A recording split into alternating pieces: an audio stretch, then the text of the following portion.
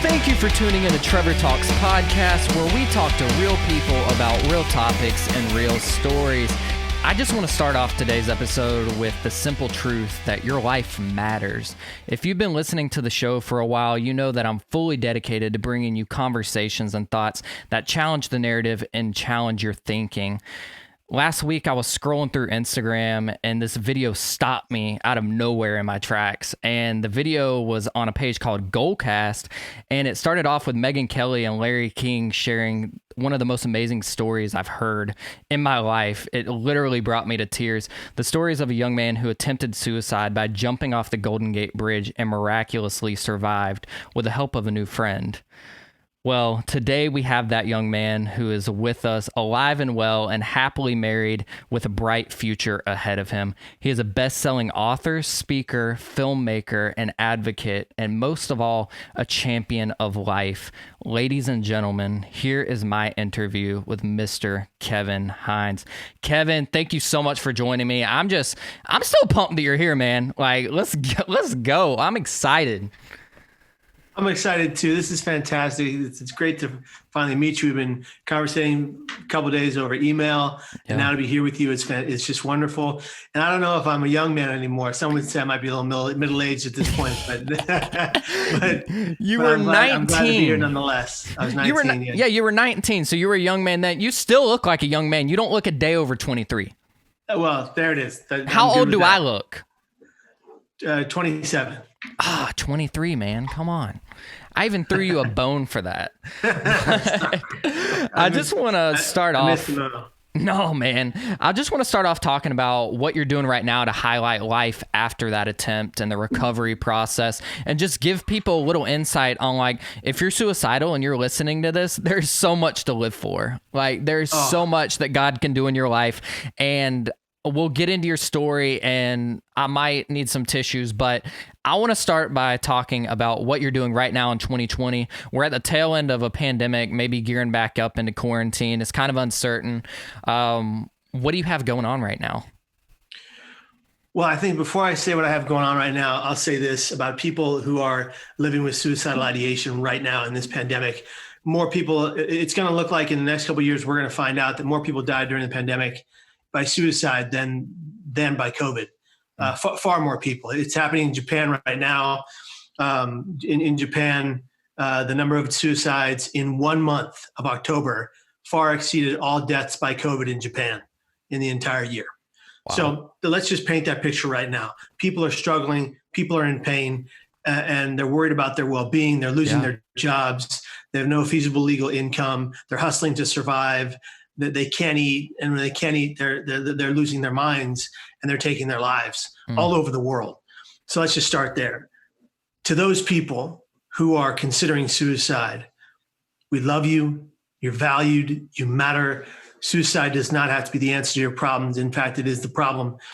And I believe being a person who lives with regular thoughts of ending my life, and being a person who lives with a severe diagnosis of bipolar with psychotic features, meaning I see and hear things that don't exist to anyone but me, and I have paranoid delusions and manic highs that crash into depressive lows. Sometimes all these things happening at the same time. I have learned a lot over the last 20 years about survival. You know, it's been 20 years since my attempt off the Golden Gate Bridge, a way that is 98% fatal. Used to be 99% fatal, now it's 98% fatal. 39 people have survived that fall in 80 years. Of those 39 individuals, 26 are alive today. Many have died of natural causes. Of those 26 that are alive today, 19 have come forward just like myself to say the moment their hands left the rail, they had an instantaneous regret from their actions, meaning that they recognized in that moment that where they thought it was too late, that their thoughts did not have to become their actions. And only 5 of us survivors get the privilege to stand, walk, and run today. They call us the most exclusive survivors club in the world. There's a book of the same name by Ben Sherwood. And my point to you is this. I get to be here today. It's a privilege and a gift. And I'm not going to squander that by sitting around eating potato chips, playing video games all day. I'm going to do that sometimes, just not all the time. And what I want to say to the people out there who are listening, who are watching, who are going through hell, is that this does not have to be the rest of your life. Hard work and hustle, plus work ethic and determination for your mental well-being can lead you to a better path. It's been a long and arduous journey. I've been in 9 psych ward stays in the last 14 years because of suicidal ideation, the last of which only being a year and a half ago. And yet I make a commitment to life. I've committed to life that I'll never die with my hands, no matter the pain I'm in. I will survive the pain at all costs. Pain can do one of two things to us. It can destroy us, or it can build us brick by brick from the ground up to be more resilient than ever before. Gratitude and resilience are two of the most protective factors from suicide. And they're two of the greatest things our youth are lacking. They're lacking in gratitude for what they've been given, and they're lacking in resilience because they've never been taught how to be tough.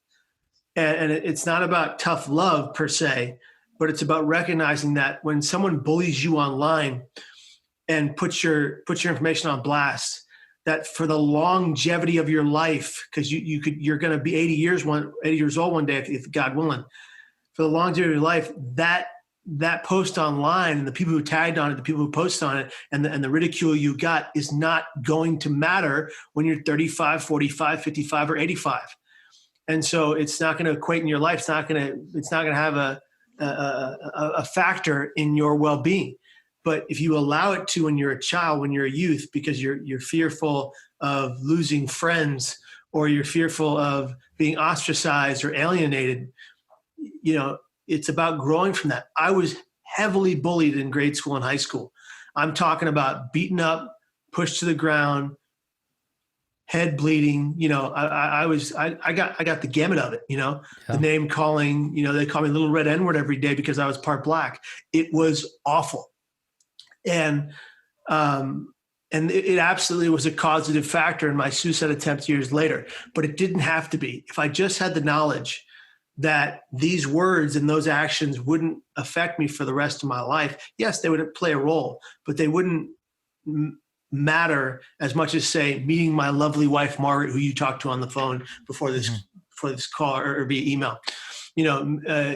Having my dad be the best man at my wedding, and there was no other choice, even though we had a rocky relationship and we fixed that, So you've got to think about all the things that would have or could have been before you try to take your life. If you think about it, I look back at my life and I think, what are the things I would have missed?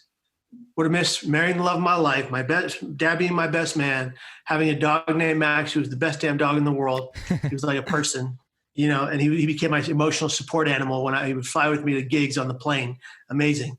And being there for the birth of my 2 godchildren, nothing better than that. I would have missed all of it had I died, and I would have missed all of it had I attempted again and taken my life. Dude, that's so deep. And when it comes down to it, so many people are struggling with suicidal ideation, especially like you said, during this pandemic.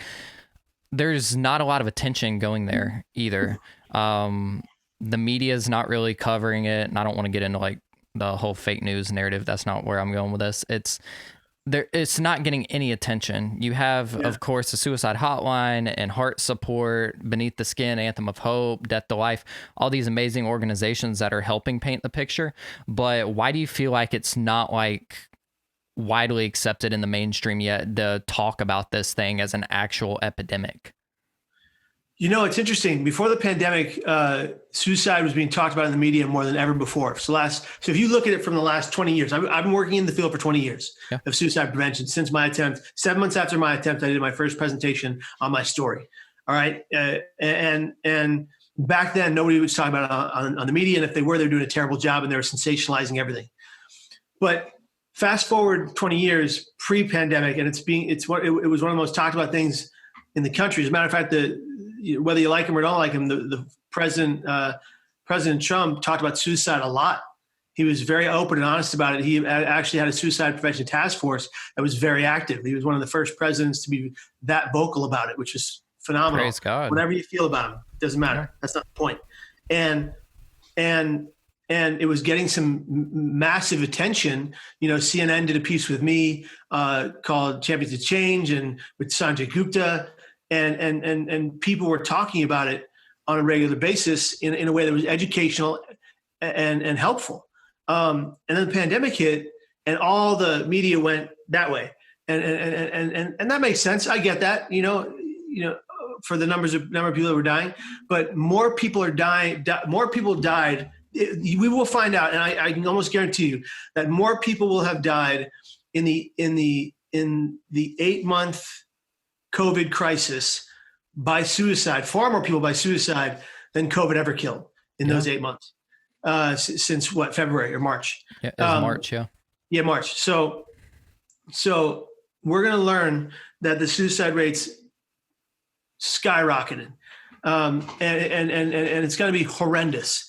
And the mental health crisis rates skyrocketed. People's mental health is waning because of their fears of their situation. Yeah. Their situations are being obliterated. Their restaurants are being closed. Their shops are being closed. They're going bankrupt. They can't feed themselves. You know, this pandemic, not to get political or anything, but this pandemic has crushed the souls of Americans all over the country and people all over the world. And you know, to have gainful employment right now is a very difficult thing, and a select few people have it, and it's the rest of us are devastated. And you know, it's what do you do to save a nation that can't even save themselves a cup of soup? Yeah. What do you do? How do you tell that person that their life is worth living? Yeah. You know, it is. I guarantee you it is. I know from personal experience. I know that, you know, I was born in poverty. My birth parents were on drugs and alcohol. I was taken away and put in foster care. You know, my brother died. You know, it's not been easy for me or my family. You know, I got lucky and got adopted by a beautiful family. They are my mom and dad. They are my family. They gave me the greatest gift of anybody ever could, a life worth living and an opportunity and possibility. And growing up was a beautiful thing until my mind broke down and my mental stability waned, and I fell apart completely in front of 1,200 people at a play I was in at Reardon High School. And it all came crashing down, and it took me the better part of 8 years to recover. But here we are today during COVID times. And what I will say to your audience is you must keep on keeping on. You must fight to be here tomorrow and every day after that, because you do hold value.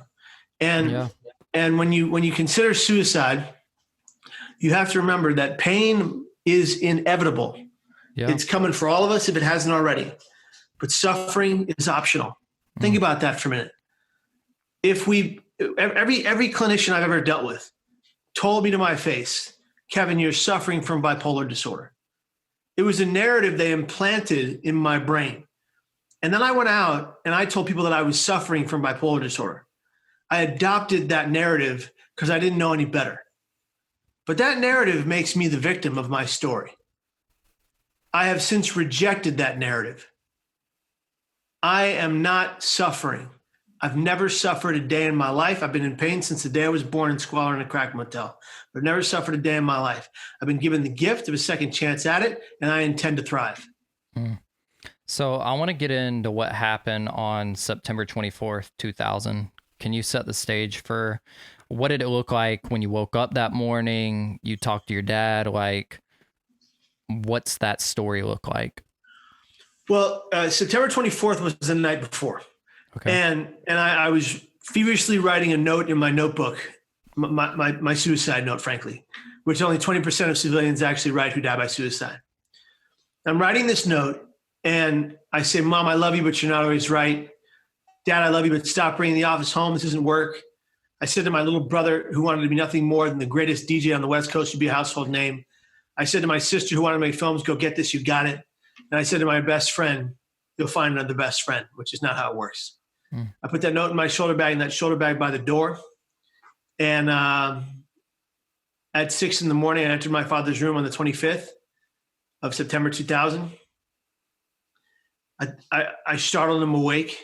He looked at me, he said, Kevin, what's wrong? And he had known of my erratic behavior. He knew I was unwell. He was on the phone with my psychiatrist every day. He was terribly worried about me, but he didn't know exactly why. He had never been faced with this kind of thing before, and nobody taught Patrick Hines suicide prevention, which is not his fault. And so the questions he asked, I was hearing voices in my head telling me I had to die, and the voices were winning. They were taking over. And when he said, what's wrong? I said, nothing, Dad. I just wanted to tell you that I love you. And in my mind, it was for the very last time. He said, well, I love you too, Kev. But at 6 a.m, I don't have to be at work until 9, go back to bed. Put his mask back on, his breathing, sleep apnea, and he fell soundly asleep as quickly as he'd awoken. And I walked around to the other side of the bed, and I sat on the carpeted floor, and I rocked my body back and forth in tears, begging myself to tell him the truth. But the voices were just too overwhelming. You see, I was not yet ambivalent. I could only see death. I could only feel pain, and I wanted that pain to stop. I wasn't being selfish. To be selfish, you have to know you're hurting someone. I didn't think of anybody else because I couldn't. My brain was so overwhelmed. And it took me that day on a train ride and a bus ride to the Golden Gate Bridge. And I'll never forget walking the length of the bridge up and down for 40 minutes, crying, hoping, wishing, and praying that one person would see me and say, hey, kid, are you okay? Brother, there's something wrong. Pal, can I help you? I would have told that person everything and begged them to save me. I couldn't tell my father that morning, but I desperately wanted someone to see my pain that day. But I couldn't say it outwardly. I couldn't start the conversation. I needed someone to probe. And no one did. And I got to a particular light rail, and a woman approached, and she said, will you take my picture? I thought, you've got to be kidding me. How can you not see the pain in my eyes? Waterfalls are flowing down my eyes. And, she got her pictures taken and she walked away. And I thought, absolutely nobody cares, which was the furthest thing from the truth. Everybody cared. Literally everybody. My acquaintances would have been there to rip me from that rail of safety because how much they care. My brain was trying to kill me as I desperately tried to cling to life. And that day, at that moment, when she walked away, I jumped. The voice in my head said, jump now, and I did. But that is not the important part of this story. The millisecond my hands left the rail, instantaneous regret for my actions, because I recognized my thoughts did not have to become them. But I thought it was too late. In the water, a sea lion came to my aid and kept me afloat until the Coast Guard boat arrived. A sea lion. I mean, it was absolutely miraculous. A man named Morgan McWard took pictures of this creature circling beneath me. You can see it in all the pictures. It's fascinating. And that is the only reason I stayed above water, because I was drowning before that sea lion came to my aid. I couldn't stay above water. I kept going down. And that's when this thing kept circling me and bumping me up. I thought it was a shark. I was freaking out. I'm punching this thing. It won't go away, but it's amazing that I get to be here. And I think that it's a lesson to everyone who listens to this message, is that don't learn the hard way like I did. It's not worth it. Don't learn the hard way like I did. You're worth it. You matter. You're supposed to be here until your natural end. I want your audience to think for a moment about all the children who never make it past the womb. Okay? I don't know the statistics, but all the children, 30% of every first pregnancy ends in miscarriage, right? 30% of every first pregnancy ends in miscarriage, and that number is climbing, right? So think about all those children who never make it past the womb. My wife, Margaret, and I know that pain all too well. Our boy, Jack Ryan, lived 8 weeks and no more. But he wasn't intended to be here in physical form. You all are. For the simple fact that I can see you through this lens and you're looking into my eyes, I know you're supposed to be here.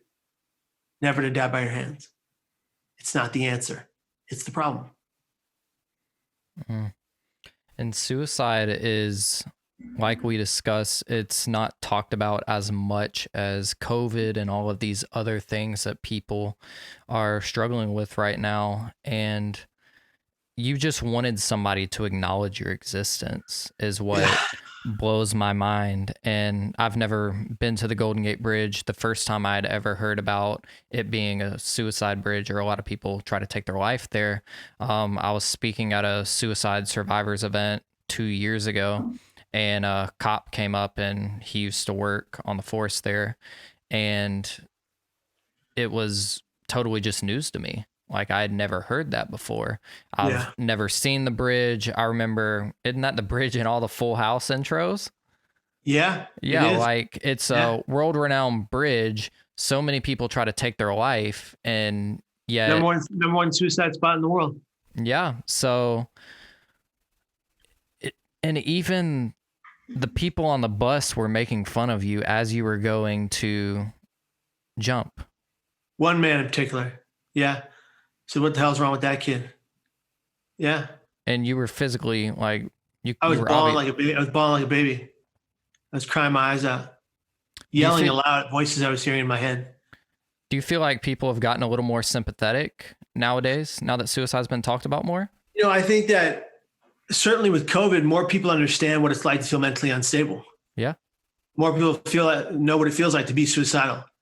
Let me give you a perfect picture. So my grandma, before she passed, she had 6 mini strokes, and she called me to her bedroom in the hospital, and she never understood why I did suicide prevention work. She didn't want me putting a black mark on the family.